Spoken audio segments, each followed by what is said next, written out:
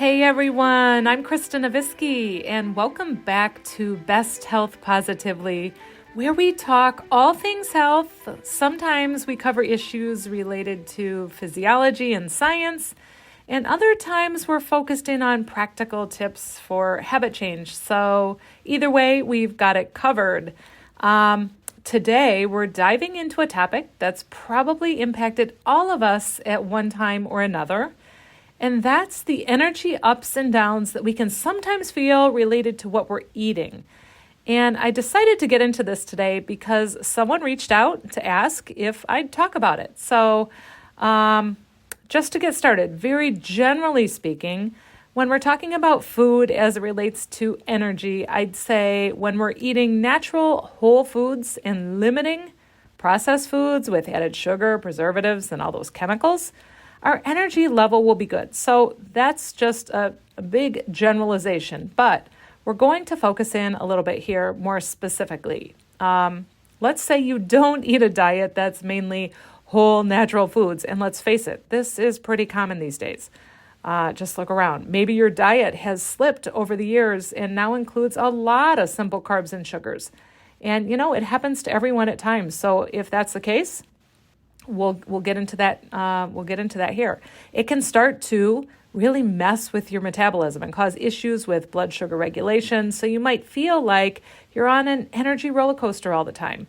And over time, that can lead to insulin resistance or hypoglycemia. And if that's the case, you'll notice that eating simple sugars or simple carbs, which are basically broken down into sugar, eventually leads to that energy low, and then craving more sugar. And for many people, this can be really frustrating, a vicious cycle, if they don't understand what's going on with their bodies, with their physiology, and they don't know how to handle it. Maybe you can relate to this. Maybe you're wondering, why do I feel tired after eating sugar? And why does that often lead to craving more sugar? Well, let's talk about what's happening in your body when you have issues with blood sugar regulation, either maybe hypoglycemia or insulin resistance. And then we'll talk about how to prevent these issues in the first place and also how to break the cycle if you're already experiencing these energy highs and lows, let's say with food. So it goes like this. Maybe you grab a bagel or a sweet treat mid-morning, and of course it tastes great. It probably gives you a quick boost, maybe even makes you feel more alert. And that's because foods with these simple carbs and sugars break down into glucose quickly, which causes your blood sugar to rise fast, hence the boost you might experience. And the way your body normally reacts to the rise in sugar is that the pancreas responds by releasing insulin, which helps move that glucose out of the bloodstream and into your cells to be used as fuel. So that's the normal physiological response.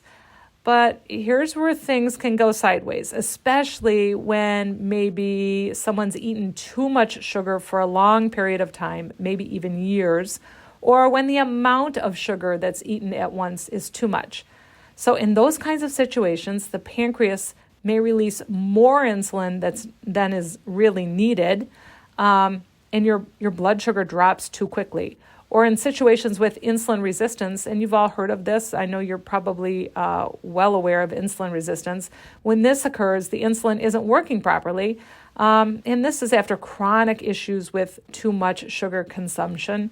And in this situation too, the pancreas has to release too much insulin. So either way, when that blood sugar drops too low from either insulin resistance or an outpouring of too much insulin, it can make you feel sluggish and sleepy or even irritable, cranky. It's like your body just runs out of steam. And I think we've all experienced this at some point. So I hope you can relate. When this happens, your blood sugar drops like that, your brain goes into a mode to conserve energy because, side note here, the brain runs on glucose. So when this happens, the brain perceives this low blood sugar as a potential emergency and then signals, I need more fuel and fast. And what's the fastest fuel that we know? Sugar, or that the brain knows? Sugar. So that's when you crave another cookie, soda, or something sweet again. But it's not just about energy. There's also a dopamine response at play here, which makes it even a little more complex. But sugar lights up your brain's reward center, which leads to that release of dopamine when you consume sugar. And that means your brain learns to associate sugar with that quick fix, which makes the craving even stronger. So that's why this is such a complex issue.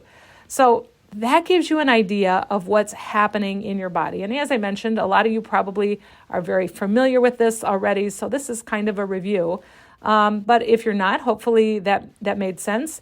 But when you get into the pattern of eating too many simple carbs and sugars and eventually experience these issues with blood sugar dysregulation, this is what's going on in the body. But the good news is we can definitely do something about this. Now, of course, I want to say here, I'm not a doctor or giving medical advice. So if you have issues with blood sugar or diabetes, talk to your doctor about this, of course, first and foremost, and make sure that he or she is aware of what's going on and see what they would advise.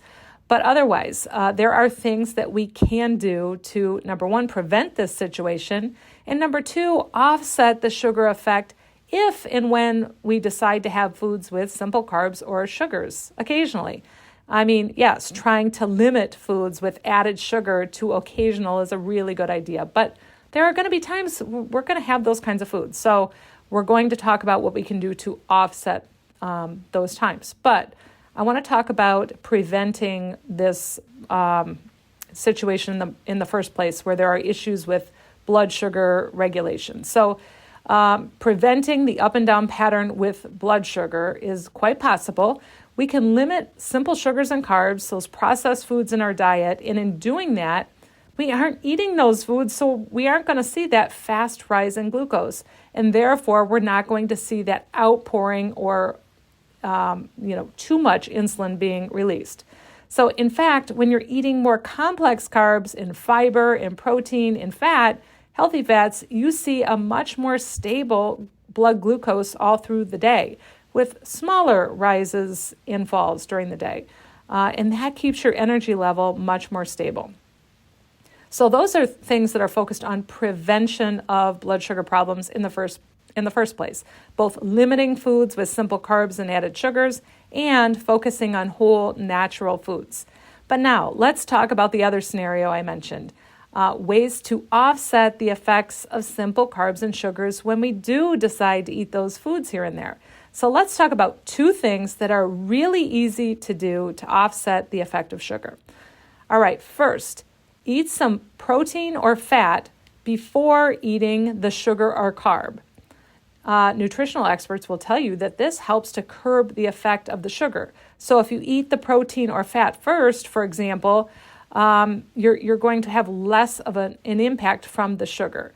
So let's say you're going to have fruit for breakfast. Go ahead and have some Greek yogurt or eggs first. And I will say this is something I've gotten into the habit of doing at all of my meals, and it's super easy. It doesn't take any extra time, so why not?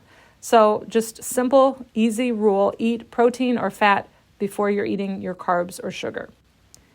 Second, make a point of moving for a few minutes after eating foods with simple carbs and sugars. Even moving for 2 or 3 minutes can make such a difference. Now, I talked about this in a previous episode, probably multiple episodes, the effect of movement on metabolism. So this is something else that I've really gotten into the habit of doing, and I know it makes a really big difference with metabolism. So it's one of those things. It just means you have to plan for it. It doesn't take extra time, but you do need to plan for it and just do it. It's maybe easier said than done, but I think once you plan to start doing it, it's not that hard. Again, we're only talking about moving for 2 or 3 minutes, and it doesn't have to be going on a walk or getting on a treadmill. You could be doing household chores or doing something outside on your patio or deck for a few minutes, just moving around. Now, these are really general suggestions nutrition-wise, but if you want to get into a detailed nutritional plan, there are nutritional experts out there who can give you specific guidelines for your body. These suggestions are just meant to point you in the right direction to get started. So I hope this has been helpful, even if you have no issues with blood sugar regulation. Hopefully you can use this information to promote optimal metabolism and, high energy levels. And I hope you'll reach out and let me know what you think. If you've got questions, I'm happy to help. And if this has been useful, will you consider sharing this episode with someone who can use it? I'd appreciate it so much. You can grab the link in the show notes and just share that link. Or, if you need anything, email me at kristanavisky@gmail.com. Thanks, as always, guys, for being here and listening. Take care, and I'll see you here again next time.